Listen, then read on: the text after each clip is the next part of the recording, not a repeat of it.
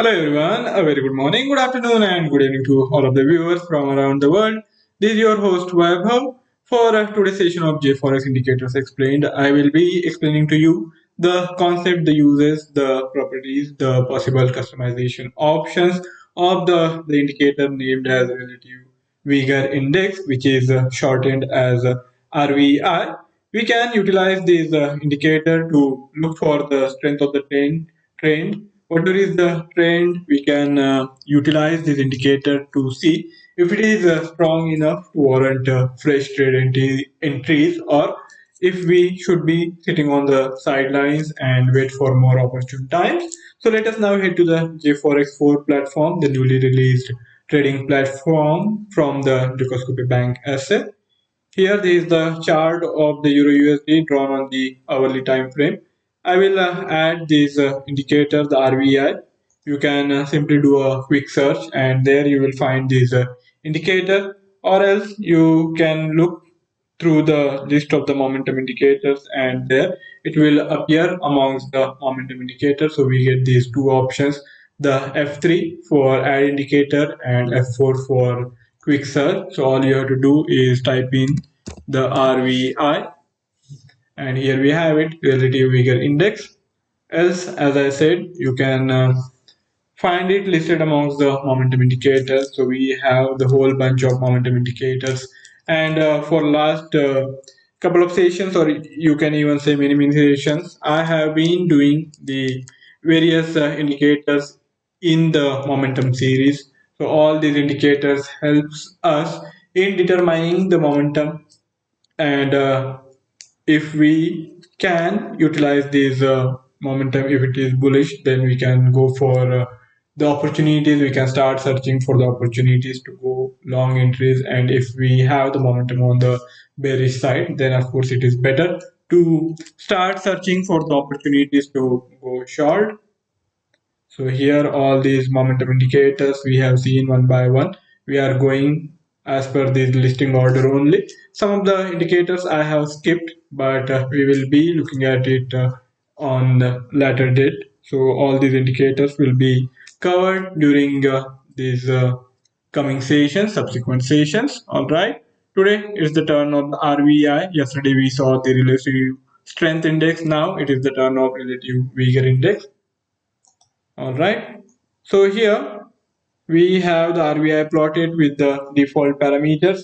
The candle period is hourly, and we are taking last 10 candle period worth of data. That means last 10 hours worth of data is being utilized to get these output values for the RVI. We get to know the trend of these underlying instrument, the instrument of our choice, which is Euro USD. We can utilize this formation for looking at this strength of the trend. So for us, the critical marker, as is with many other indicators also, we consider zero as the important marker here for this indicator. So when we have the output, both this RVI and the signal line output above zero, then that is indicative of the bullishness being prevalent in the Euro USD. And when we have this RVI and the signal line output below zero, then that is indicative of the bearishness prevalent in the underlying instrument. So we utilize this indicator. The concept of the indicator is simple. It takes into consideration the price rise and price decline. So if suppose here in this case we are taking 10 as our calculation period, so we consider the current closing price. We take the difference between the current closing price and the opening price of the last period, and we then add to that the difference between the current closing price and the opening price 2 periods back, and again we take another difference between the closing price, current closing price, and the opening price 3 periods back. So we have this bit complicated formula, so I won't be able to give you the exact formula here, but I'm trying to give you the underlying idea, the logic. So we take this four different types of differences between the opening and the closing prices, and we take more weight for the last candles difference and the penultimate candles difference, and that is multiplied by 2, and then we sum it up and divide it by 6. So it is then we have this difference, and that sum is then further modified. We take the SMA of that for last 10 candle periods. So that's how this numerator of these indicators complex formula is made, and similarly complex calculation has to be done for the denominator side. So I would suggest that you look through the exact formula simply by doing a bit of search on the internet, so it's easy to find, and there you will get to know its exact formula better. But the concept is simple. It is simply derived using the difference between the closing price and the opening price in case of the numerator, and for the denominator we take the difference between the closing price and the high price for last four different periods. So we have these averaging of all these different periods, and then we arrive at these momentum indicators output value, and we get to know if we have in recent periods the price rise, then we will have the output of the RVI rising on the higher side, and rising sharply if we have stronger moves, and rising not much if we have seen the gains to be muted in recent times. And the same concept applies for the bearish trend as well. When we have strong moves on the lower side, then we will have swift reflection in this output of the RVI and the signal line. And when we have the output on the lower side, and if it is not going further lower, then we will have this kind of output where it is stagnating on the lower side. So we can rely on this indicator to give us good idea of the strength of the trend, and that is one particular advantage of working with this indicator. All right, now, coming to its interpretation, various uses. The uses are simple to understand. All we have to look at is RVI and the signal line. When we have the signal line and the RVI, and where RVI is above the signal line, that is indicative of the strong bullish tendency in the underlying instrument. But when we have the RVI which is below the signal line, that means the underlying instrument is now not trending that strongly, rather it is stagnating on the higher side, and it might be entering into a consolidation phase. We have to pay attention to this crossover of the RVI and the signal line. On the lower side, when we have RVI below the signal line, then that is indicative of the strong bearish tendency in the underlying instrument. And when we have turnaround and the RVI again crosses above the signal line, even though the output of the RVI and signal line both it is in negative territory only, but it is now crossing over. The RVI is on the rise and signal line is in still negative territory, but this crossover is happening. In that case, it is indicative of the underlying instrument euro USD in this case going into a sideways formation. So if you have shorted earlier, this might be the time to book for profit of prior trade, even if you don't initiate any new contra trade. And when we see the output of the RVI and the signal line crossing above this zero line, and then this crossover as and when takes place is going to be similarly interpreted as we did when we were looking at the bearish formation. So the takeaway is that this crossover is going to play an important role in indicating the strength of the trend. So we will need this RVI to be above the signal line for strength of the bullish trend to be strong, and we will need the RVI output to be below the signal line when we have strongly bullish tendency in the euro USD. And if these conditions are not fulfilled, that means it is either sideways or this might be the time for change of trade. So the interpretation is simple. You have to only keep these two factors in mind. So one is this zero, which is a critical marker point for this indicator, and another is this crossover from one line to the other, from one side to the other. Okay. Now let us see what are the customization options available to us for this indicator. So we can modify this indicator the way we deem fit, the way we want it to work for us.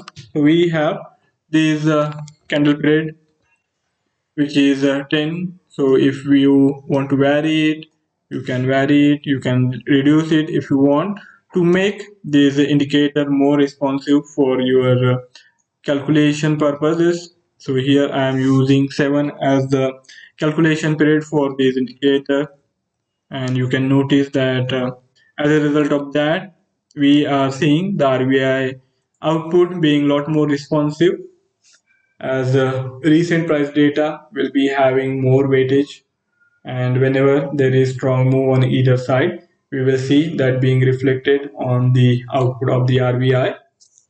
All right.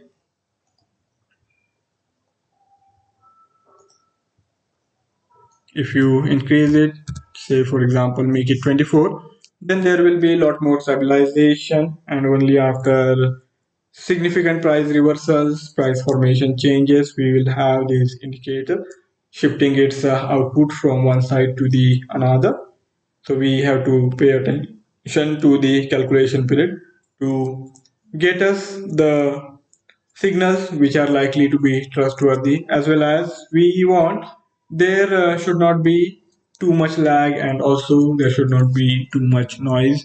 So in that respect you have to play it very carefully. You have to determine the calculation period in such a way that both these trade-offs are equally balanced, and that is a key criterion whenever you are defining this output for the indicator, and how the way you want to go about it. So for that you have to pay much attention to this input parameter, and we have a single input parameter for the calculation of this indicator. Now let us see what we can do in terms of editing, how its output value is plotted on this chart. So if you are happy with the color combination, no need to change it. If you are happy with the styling combination and width and transparency, then of course there is no need. But if you are not, then you get all these options. And if you are not such a great fan of green and you want to go for different color combinations and brighten it a bit, then all you have to do is get these width and transparency options changed, and you will see a combination which is looking a lot different. Maybe you can say it is better or worse, that is always up to you, but it is of course difference if we compare it to the default output color combination which we were having just a while back.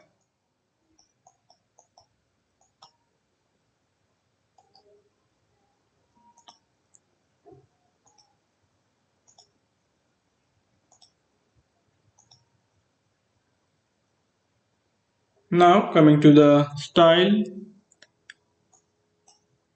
you can even change this middle line, the zero marker point.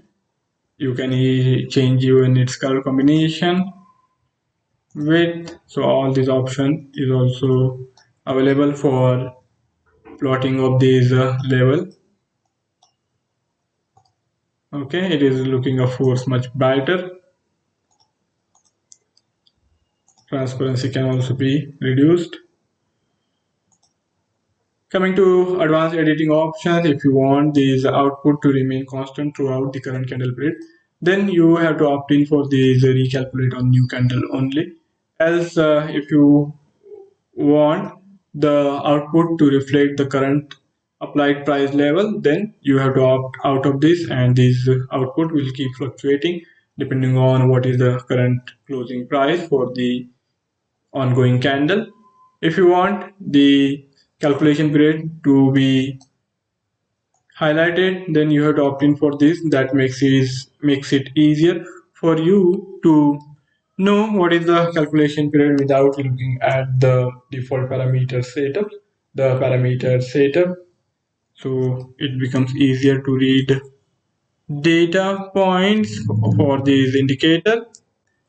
The calculation can be customized further. For example, if you want the indicator to be available for all the instrument, whenever you change the instrument of the chart, then you have to go for this option, use from the chart, as you can even specify on which instrument you want this indicator to appear, and on that instrument only this indicator will appear. The same principle also applies for the defining of the parameter of the candle period. Here we can use it from the chart, or we can specify it, and only for that specific candle period we will have this indicator plotted. So we get this indicator where it is being calculated using 30 minutes as its calculation period, even though this chart is of the hourly time frame. Okay, so here we have this RVI output dependent on the candle period of 30 minutes, and the chart is of hourly formation. So this is different, and it is happening simply because we have opted for this combination. Now if I restore it back to use from the chart, then the calculations period will be reverted back to hourly time frame for each candle. There is going to be slight difference in the plotting of the output value depending on the spread side, but broadly speaking, the direction is going to be the same. If you want the indicator to be available on all the candle periods whenever you change the chart's candle period, then you have to opt in for this. And else, if you suppose, for example, opt in for only 10 minutes and hourly, then when I change this chart to say 10 minutes, we will have this indicator plotted. But if we change it to another candle period, then there will be no plotting of this indicator. So that's how this indicator works. This customization option works.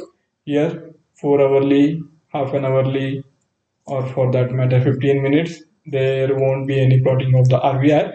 But on the hourly and 10-minute option, we will have this indicator plotted for us. Okay. So we have all these options defined for us. So guys, that's it from my side for today's session. If you have any query or any idea to share, you can write back to me in the feedback section, and I would be more than happy to take the discussion forward. For further coverage of the market developments, do check out the Dukascopy Analytics page. We are also available on the Facebook. You can reach out to us there too. For trying out the newly released trading platform, I have also included the link in the bio. Thank you all for joining in. I will be back tomorrow with a new indicator, new formation, new uses. Do come back. Goodbye.